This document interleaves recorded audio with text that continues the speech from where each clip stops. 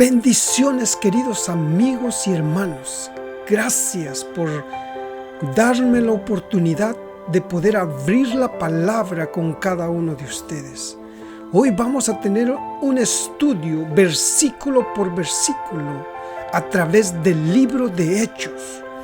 Vamos a ir meditando y estudiando cada uno de los versículos. Que el Señor esté con cada uno de nosotros. Así es que te invito a que me acompañes porque será un viaje, un estudio interesante. Ojalá que el Espíritu de Dios esté con cada uno de nosotros.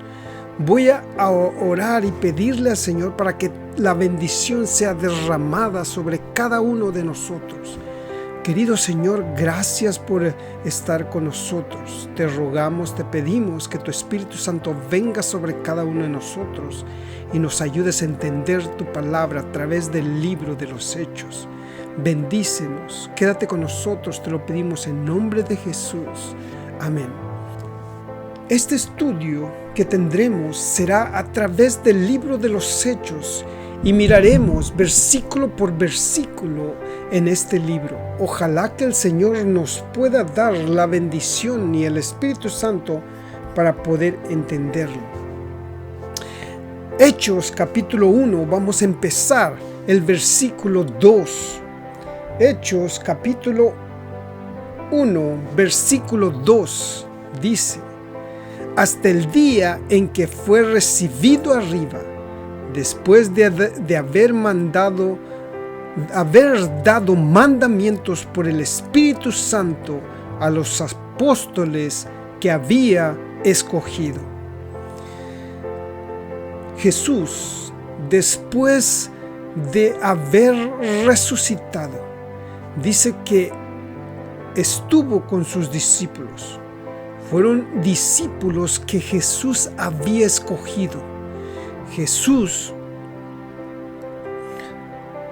escogió a 12 discípulos, los cuales estuvieron con él día y noche durante todo su ministerio que duró en esta tierra durante 3 años y medio. Discípulos que lo siguieron a donde quiera que Jesús iba.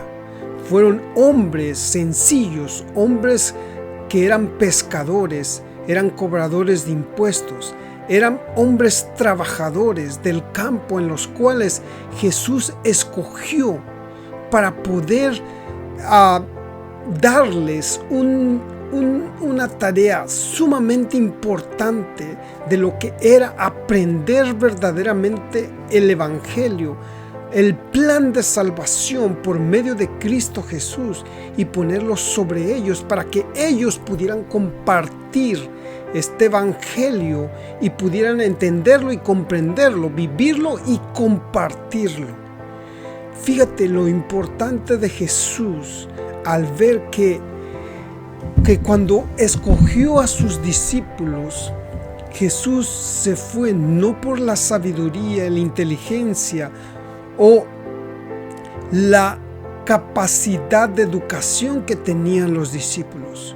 Porque Jesús, escúchame querido hermano, no fue al Sanedrín a escoger los 12 discípulos. El Sanedrín era la escuela más importante de esa época, donde todos los maestros de lo que era la palabra de Dios del Antiguo Testamento estaban en ese lugar. Sin embargo, Jesús no fue a este lugar, sino fue a los lugares apartados, a las orillas del mar, donde había hombres pescadores, hombres que estaban con las manos llenas de callos, de trabajo. Sin embargo, ahí fue Jesús. Jesús no fue a Roma, donde estaban todos los sabios de esa época. Fue a un lugar, a pueblos pequeños, donde había seres humanos que estaban más dispuestos a entregar su corazón y ser capacitados a seres humanos que por causa de la educación que tenían en ese momento, su egoísmo no estaba dispuesto a ser enseñado y capacitado. Esto es lo que andaba buscando Jesús, hombres dispuestos, hombres que estaban dispuestos a entregar su vida si era posible con tal de seguir la obra de Dios. Por eso buscó a Pedro, a Juan, a Mateo, a Santiago, hombres que realmente estuvieron dispuestos a entregar su propia vida, y no los buscó por ser capacitados o porque tenían un intelecto mucho más alto que todos los demás, sino porque eran hombres humildes que amaban verdaderamente a Dios y deseaban buscar lo que era el reino de Dios y encontrar la sabiduría. Cuando Jesús los escogió, vio dentro de sus corazones personas que estaban dispuestas a entregar todo por amor a Dios. Estas son las clases de personas que Cristo Jesús, que su palabra nos muestra que anda buscando. Seres humanos que están dispuestos a entregar su propia vida a las manos de Dios. Hombres que están dispuestos a ser enseñados, a ser educados, a ser capacitados por Dios. Cuando tu corazón sea derramado sobre los pies de Jesús y le entregas tus dotes, tus pensamientos, tus dones en las manos de Él, el Señor obra milagros en tu vida. Eso es lo que hizo con estos hombres. Hombres que no tenían letras, que no fueron estudiados, que no fueron a las universidades más grandes de su época, pero fueron los hombres más sabios de la época de Cristo Jesús, porque fueron enseñados por Dios, fueron educados por Dios y estuvieron dispuestos a dejar todos sus pensamientos, todas sus ideas a un lado y permitir que Dios les enseñara y capacitara. Dios busca a esta clase de personas porque el Señor ama a aquellas personas que están dispuestas a entregar su vida para Dios. Yo sé que hay muchos, y este es el propósito de este estudio, es buscar a esas personas que están dispuestas a entregar su propia vida, entregar su voluntad a un Dios. No esas personas que no les gusta ser enseñadas, que quieren hacer las cosas como ellos quieren. Estas personas son completamente orgullosas y no están dispuestas a ser enseñados. Estas personas, hermano, aún no permiten que nadie les muestre o les enseñe sus errores. Sin embargo, Dios busca gente que sea contrita de corazón. Dice Salmo 51:17, un corazón contrito y humillado no desprecias tú. Hermano, entonces dice el versículo de Hechos capítulo 3, dice así: a quienes también después de haber padecido se presentó vivo con muchas pruebas indubitables, apareciéndoles durante 40 días y hablándoles acerca del reino de Dios. Después de su muerte y resurrección, hermanos, Jesús se les apareció a sus discípulos y les muestra que el Dios, su Padre, lo había levantado y resucitado. Y dice que con pruebas indubitables, les enseñó acerca de que Él era el Hijo de Dios. Y una de las pruebas sumamente importantes que Jesús, el Mesías, les mostró a sus discípulos para que ellos comprendieran plenamente el Evangelio y comprendieran que Él era el verdadero Hijo de Dios que había venido para entregar su vida por cada uno de nosotros, era la resurrección. Después de que ellos lo vieron muerto, después de que lo vieron cómo lo crucificaron, de cómo lo clavaron en la cruz y cómo Jesús fue muerto, y después lo llevaron al sepulcro y lo dejaron ahí, al tercer día Jesús resucitó. Y vemos algo sumamente importante en la palabra de Dios. Cristo Jesús, el Hijo de Dios, el Cordero de Dios, murió exactamente el mismo día que el Corderito Pascual era sacrificado para demostrar. Ese Cordero que fue en Egipto, cuando Dios vino y les hizo que hicieran la cena de Pascua para sacarlos de Egipto.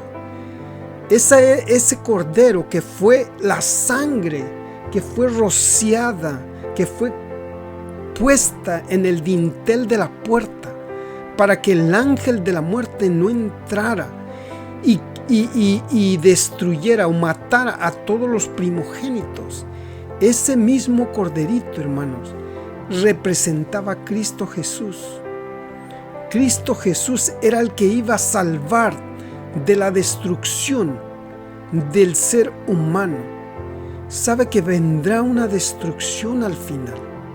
El ángel de la muerte vendrá sobre todos los seres humanos que no estén listos y preparados para recibir al Señor. La única protección de aquellos que van a ser librados de este ángel que destruirá por completo a todos será la sangre de Cristo Jesús.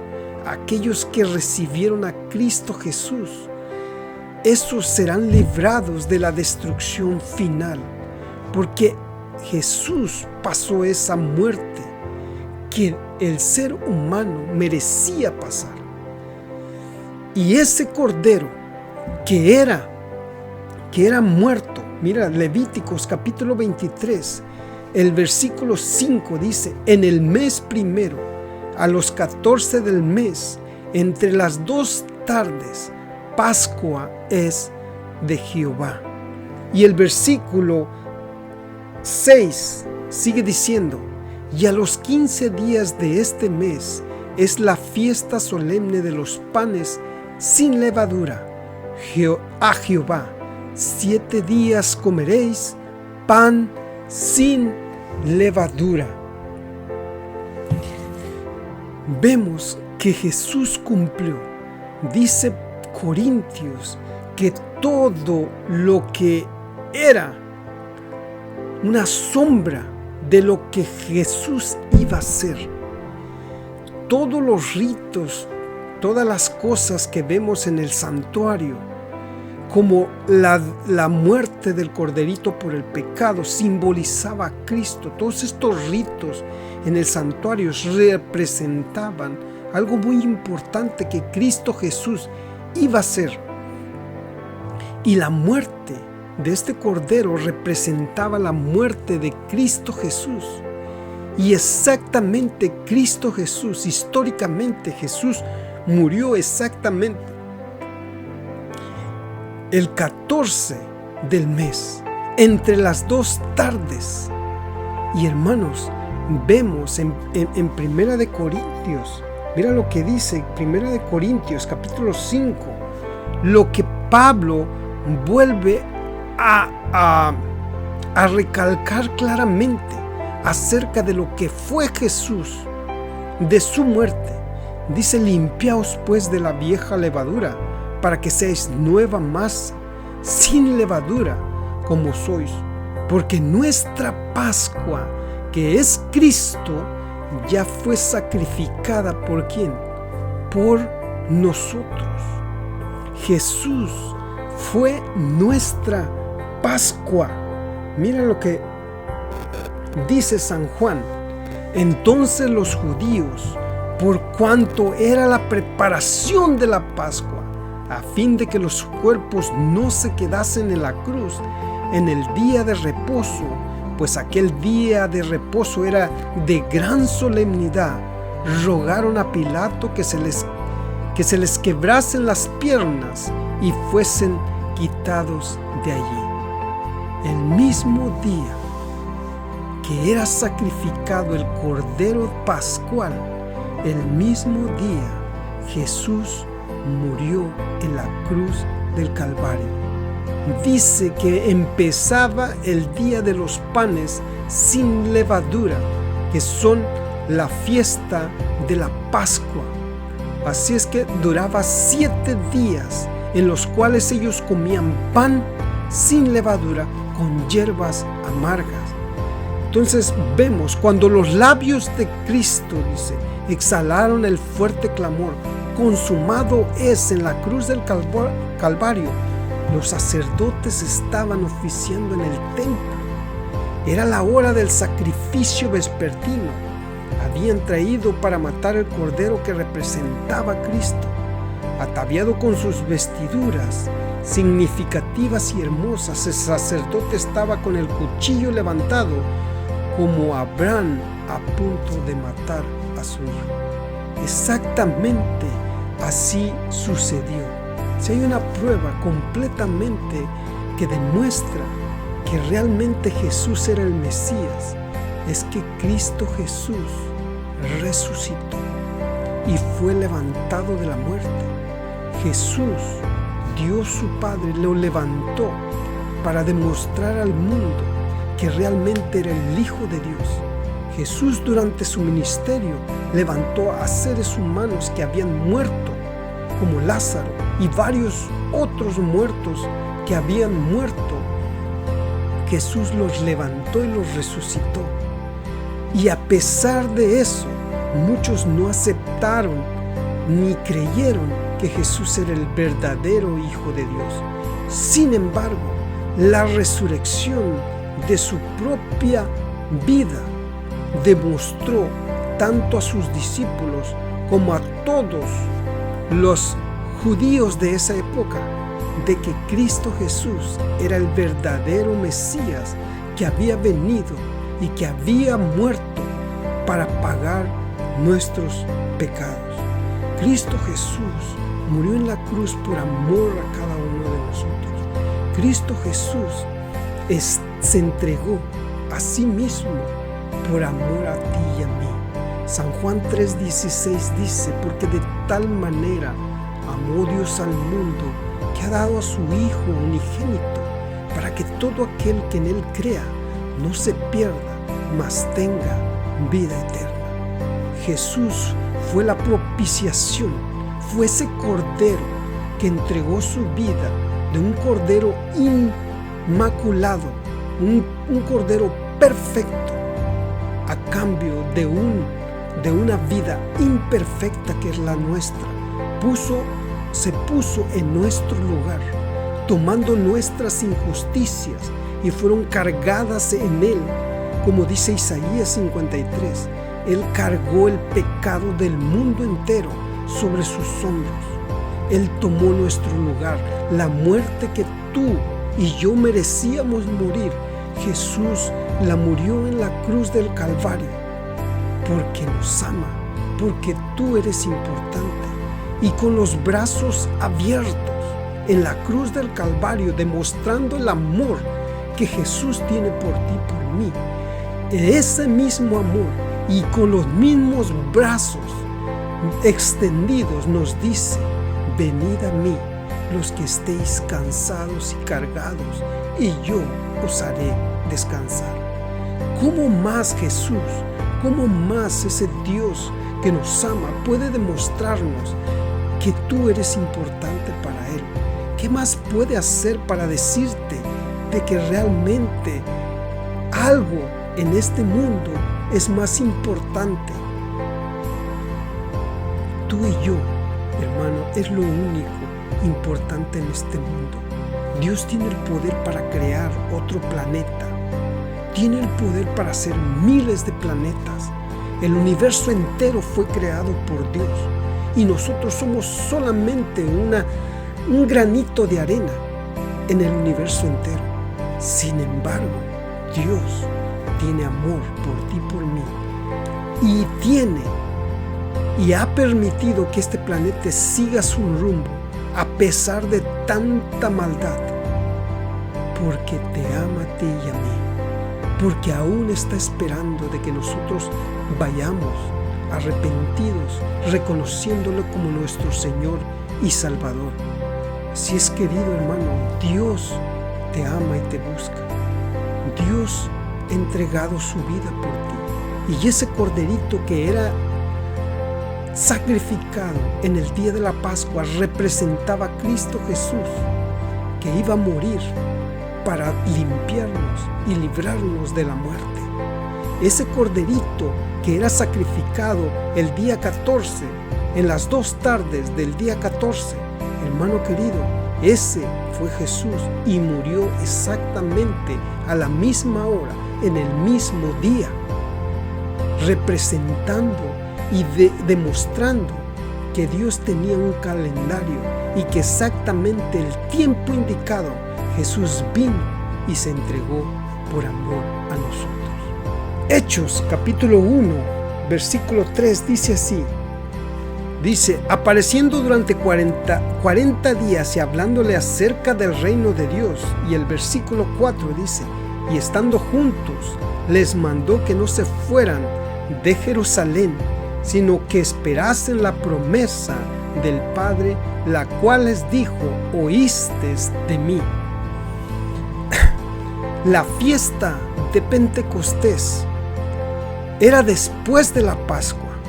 Levíticos capítulo 23, versículo 15, dice así, y contaréis desde el día que sigue al día de reposo, desde el día en que ofreciste la gavilla, que era el día 15 de la ofrenda mecida, 7 semanas cumplidas serán. Y el versículo 16, mira lo que sigue diciendo. Hasta el día siguiente del 7º día de reposo contaréis 50 días, entonces ofreceréis el nuevo grano a Jehová. Este día eran la fiesta de Pentecostés. Se le llamaba la fiesta de las semanas también. Esta fiesta fue exactamente después de que Cristo Jesús resucitó. Así es que dice Hechos capítulo 1 versículo 3 que apareció durante 40 días hablándoles acerca del reino de Dios. Y estando juntos les mandó que no se fueran de Jerusalén, sino que esperasen la promesa del Padre, el cual les dijo, oístes de mí. Así es que Levíticos capítulo 23:15 nos dice que estos días, el día del Pentecostés, era después de la Pascua, contando 50 días o 7 semanas. Así es que los discípulos, hermanos, esperaron solamente 10 días para recibir la promesa del Espíritu Santo. Por eso Jesús les pidió que no se fueran de Jerusalén. Jesús, cuando resucitó, dice que estuvo 40 días con ellos y ascendió al cielo. Y el día de Pentecostés faltaban 10 días y el derramamiento del Espíritu Santo cayó el día de Pentecostés. Y entonces vemos que recibieron la promesa del Espíritu Santo. Mira lo que dice Hechos capítulo 1 versículo 5, dice, porque Juan ciertamente bautizó con agua, mas vosotros seréis bautizados con el Espíritu Santo dentro de no muchos días.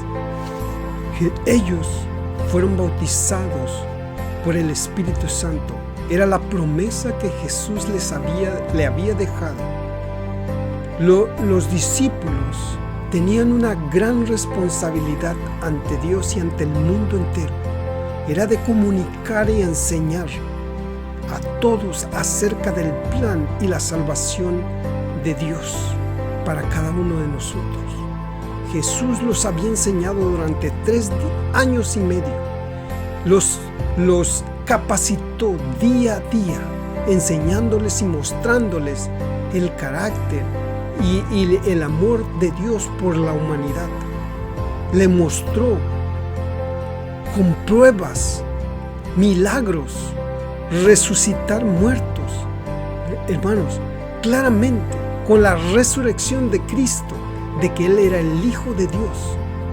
Y ellos tenían que comunicarlo a un mundo que necesitaba esa esperanza de un Salvador que les trajera la promesa de perdón de sus pecados y de sus faltas, y una promesa que les diera esperanza, una esperanza de vivir una vida eterna. Y ellos tenían que llevarla por el mundo entero, hermanos, y ellos solos, Jesús sabía que no lo iban a poder lograr. Necesitaban la ayuda de Dios. El Espíritu Santo era enviado con el propósito de darles poder, fuerza, valor, para que estos hombres dieran las buenas nuevas al mundo entero. Ahora, cuando nosotros venimos a Cristo Jesús, cuando reconocemos nuestra debilidad, cuando reconocemos nuestro pecado y reconocemos a Él como nuestro Señor y Salvador, dice que la promesa del Espíritu Santo viene sobre nuestras vidas y regenera nuestro ser y nuestro corazón. Nuestros pensamientos son cambiados y vuelve a una criatura nueva y diferente. Este es el milagro del nuevo nacimiento. Y esto solamente lo hace el poder del Espíritu Santo. Jesús sabía que el mundo necesitaba una conversión de corazón, una conversión de pensamientos, nuevas ideas, nuevos pensamientos. Y aunque los discípulos tuvieran muy buenos argumentos y muy buenas pruebas de demostrar de que Jesús era el Hijo de Dios, hermano querido, necesitaban a alguien, un poder que entrara en el corazón, que renovara el corazón y transformara la mente. Eso es lo que hace Dios cuando nosotros nos entregamos a Él. Esto era lo que el Señor Jesús les dijo: no se vayan, quédense aquí hasta que venga la promesa. Cuando venga la promesa, irán con gran poder. Y dice, hermano, la palabra de Dios en Hechos, que Pedro predicó un sermón y en un solo sermón fueron bautizados 5,000 personas, convertidas al Evangelio, reconociendo a Cristo Jesús como su Señor y Salvador. Dice que en otra predicación que también tuvo Pedro, fueron otros 3,000 personas bautizadas y entraron a la iglesia, al pueblo remanente de Dios. Esto es lo que Dios quiere hacer en tu vida. Esto es lo que quiere hacer en nuestras vidas. Hermano, conocer del Espíritu Santo, saber del Espíritu Santo es completamente diferente a ser bautizados por el Espíritu Santo. Conocer no nos transforma, pero ser bautizados por el Espíritu Santo es lo que regenera tu corazón. Si tu vida está desordenada, estás causando dolor a tus seres queridos por tu forma de vivir, tu forma de pensar, tu forma de hablar, hermano querido, o lo que realmente necesita tu corazón es el poder transformador de Dios, que es el Espíritu Santo, que puede entrar en tu vida, regenerar y transformar tu ser entero. Eso lo puede hacer Dios en ti, pero tú y yo tenemos que permitirlo. Dios es un Dios de amor que no violará nuestro principio de libre albedrío. Dios nos deja escoger a dónde nosotros queremos seguir. Nos muestra el camino, la bendición y la maldición, la vida y la muerte. Y nosotros debemos escoger qué es lo que queremos seguir. Si nosotros queremos seguir la vida, el Señor está dispuesto a enviar su Espíritu Santo, entrar en nuestro corazón y transformarlo. Pero si nosotros escogemos la maldición y la muerte, el Señor permite, le duele dentro de su ser que uno de sus hijos, de sus criaturas, se vayan a la destrucción. Pero Él no puede hacer nada si nosotros no se lo permitimos. Querido amigo, Dios te bendiga. Ojalá que este estudio vamos a seguir versículo por versículo. Hemos llegado al versículo 4, en el cual Hechos de los Apóstoles nos muestra que Dios, que Jesús era el Mesías y que también iba a enviar el Espíritu Santo para que su pueblo, para que sus discípulos, a los cuales Él había escogido, llevaran el Evangelio. Que Dios te bendiga.